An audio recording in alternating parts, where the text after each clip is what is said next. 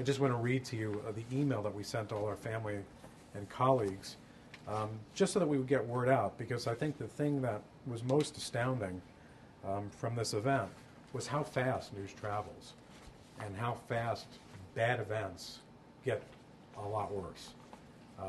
And especially if you're not in a position to answer back or to fill in some of those voids. So some of us were able to call home and we reached people. I didn't reach my family until the next day. We didn't have continuous access to internet, which was, I believe, on a dial-up. So we wrote, dear friends, family, and colleagues, first and most importantly, we are fine and spending the night at a military base in central Brazil. We believe that we were hit midair by another aircraft which damaged our wing and tail. It happened while cruising at 37,000 feet en route from the Embraer factory in San Jose to Manaus in the Amazon. The crew did a wonderful job of bringing the airplane safely to the military base, and we are being well cared for here. Embraer is sending an airplane to pick us up first thing in the morning, and we will be flown back to the factory to debrief with officials. We will then return home by airline, hopefully tomorrow evening. Because of where we are staying, we are unable to call again, but our first thoughts have been to reassure you that all is okay. Once we are back in San Jose, we will have access to our phones, Blackberries, and other means of communication. We will call you in the morning. We love you all. Joe Sharkey, Ralph Michelli, Joe Lepore, Jan Palladino, Henry Yandel, Daniel Bachman, and David Rimmer. Well, our first thing in the morning pickup turned into the night, but we did finally, before we went to bed, start to learn about what happened, and it had a devastating impact. We went from the high of surviving and the adrenaline of survival, and we were sitting at dinner kicking around theories about what happened, and none of us could fathom that it was another airplane, and that if it was another airplane, maybe it was a small fighter jet or something, dogfighting, getting cute, got too close, something like that. We thought maybe it was a debris field that we flew into, something happened above us, and we just flew through it. We had no idea. And then at dinner, Daniel Bachman comes in and says, guys, I have some news for you. He said, the news is that there's an airliner missing. And I get chills talking about it now, because we cried, we bowed our heads in prayer. There was nothing we could do to even learn more about what happened, but to try to comprehend this event in the context of what we were going through was just almost too much to bear. But we knew that we were still blessed to be survivors, and we would try to figure out and cooperate and move on and see what happened.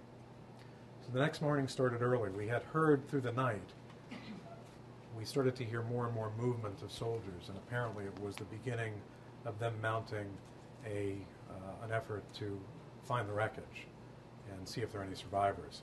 Again, this was a very sleepy base. This is not in the job description that they signed up for here, but they had to deal with what was happening. It quickly became obvious the next morning that we were not getting out first thing in the morning. We just couldn't grasp at that point how complicated things were going to get. And it got very complicated very quickly. And with little means to communicate, it was intimidating. You had investigators coming in and out, not identifying themselves, not showing identification, playing good cop, bad cop. They isolated the crew and Ralph and Daniel. At one point they stood in a hangar on the base, and they said, you know what this hangar is for, right? And they didn't know. They said, this is where we're going to be setting up the morgue for all the people who died. They accessed the airplane. They took pictures. They fiddled around with equipment. And again, there's a limited amount that we could do. There was a limited amount that we even knew about what was going on. But we woke up early that morning, and we finally left after a transfer of jurisdiction with the federal police, who was like the FBI down there. We finally left at about 6:30, 7 o'clock that night. And we flew on a chartered military jet. We flew with our own black boxes. They're orange. And we flew into what had to have been the most frightening thunderstorm I've ever seen in my life. And it was a very emotional flight. The last flight we'd been on 24 hours earlier started great, ended badly. Now we're flying into this just unbelievable weather. And we each had different reactions to it. Some of us thought, well, we survived yesterday. We're certainly not going to die today. And I'm thinking of the New York Post headline saying how ironic it was that we survived yesterday only to be killed today. So we did finally land in a town called Cuiabá, which I like to joke was the Portuguese word for toilet. It was just a god-awful place. And we were met there by a lot of Embraer lawyers, PR people, other folks. We were met by the U.S. Air Force representative attaché to Brazil and a member of the consular staff. And I was told that we were going to have a lawyer there to represent our interests. So we started to feel a little bit comfortable. We were told that we were just there for a routine police interview, that everybody negotiated it, it was going to be unusually short, they just wanted to get some facts, and everything would be fine. Just cooperate. So we get there, I asked one of the lawyers, so you're our lawyer? And he said, no, actually I'm not. I'm actually Embraer's lawyer. And it became obvious that we were unrepresented with the exception of the U.S. government. So I quickly called Bob Sherry, our CEO, and I said, we don't have a lawyer. What should we do? We're going into a police interrogation. He consulted with the lawyers, with the insurance company, with everybody who was on our side, and they said, cooperate. You know, we have nothing to hide, we have nothing to fear. Cooperate. The facts, and we've always believed from September 29th till today that the truth would win out, that it would vindicate us, that it would vindicate the pilots, and that the world would see that everything was okay. And there were some dark days to believe that that was going to happen, but we never wavered from that. So our very short interrogation ended at 6 a.m. So we've been up 24 hours. We'd been through a terrible trauma, and the interviews just kept going on and on. One of the interview rooms where the pilots were interviewed was unair conditioned. And each interview was kind of odd. I don't know if any of you have ever been interrogated by the police in Brazil, but if you haven't, I'll tell you what happens.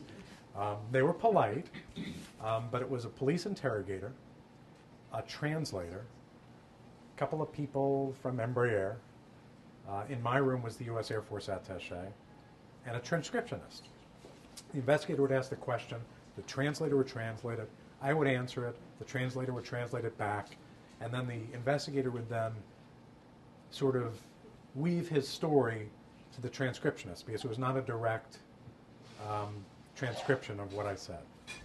So after a while of that, they produced a document and asked me to sign it in Portuguese with an accounting of what I said.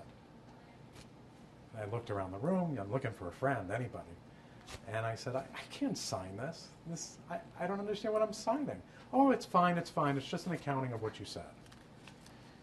And I'm a little paranoid, but this, I think, would ring anybody's paranoia bell. And so the U.S. Air Force attaché said, I have an idea. He said, I read it, and it is an accounting of what you said, but I understand why you're uncomfortable. So sign it and say next to your signature that you don't read, write, or understand Portuguese. Seemed reasonable. I signed it. I wrote that. I told the other 6 that this was what we were going to go with, and everybody went with that. We were visited by a doctor while we were at the police station. He was in a white coat. He said he was a doctor. And one of the things he said he wanted each of us to do was to take our shirts off and pose for a picture. Now, I'm not comfortable posing topless. And the weird thing is, you know, we said he was a doctor, and we sort of joked that he's not really a doctor, he's got to be the coroner, because the pose that he wanted from everybody was like that. I kid you not. And he claimed it was to prove that we weren't subject to any physical abuse at the military base. We went along with it, you know. They ordered us pizza, you know, they had us well fed and everything. We had a little access to the internet, and so we posed for this picture, and you know, hoped to God that it would never get released on the internet. The pilots' passports and everybody else's passports, within hours, were on the internet. So we had no expectation that there was going to be any privacy, and an increasing sense of dread about what was going on. But we kept getting assured that everything was routine. They finally flew us out the next morning, and as we emerged from the police station at 6 a.m., there were TV cameras outside. Just one piece after another in this chain, and you realize that they were taking this was a very serious event for them, and we weren't sure what they were going after. They flew us to the factory town. We unwound at a hotel. We were provided a lot of security, mainly to keep the media out, because our pictures had not appeared anywhere since the time of the accident. Not the pilots, not the airplane, because we were so remote from anywhere that they could get pictures. We got a letter from the U.S. Embassy that said, all you have to do is cooperate with the ICAO accident investigation, which will be a day of physical examination and of psychological examination, and your commitment to us, your obligation to us is complete, and you're free to go.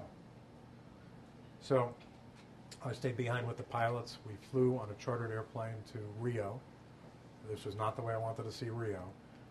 We flew to Rio on Monday, and that night at dinner, and we had a new lawyer. We had actually a real lawyer representing us. He wasn't great, but it was better than nothing. And we had dinner with him, and I got a call that said there are rumors that the pilots' passports are going to be confiscated. So I called the lawyer aside in the middle of dinner, and I said, I just got a rumor that the pilots' passports are going to be taken away. You hear anything about this? Oh, no. He basically said the equivalent of, don't worry your pretty little head.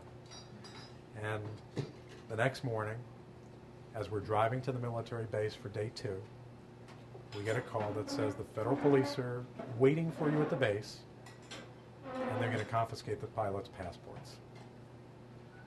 So I asked the lawyer about this, and he said, well, I knew, but I didn't want to trouble you. We faced a decision the night before with that rumor of whether or not to try to slip out of the country. Everybody's got a different view on this. Lawyers say, just get out no matter what the cost is. You'll deal with the aftermath later. In hindsight, we spent 71 days with the pilots unable to leave Brazil. They weren't in prison, they were in a hotel, but their freedom was taken away from them. And I spent 71 days concerned that I influenced them not to leave the country, because we naively thought everything would be handled well and correctly, and then everybody would get out safely. And in hindsight, I can tell you that I firmly believe that the decision to stay behind was the right decision.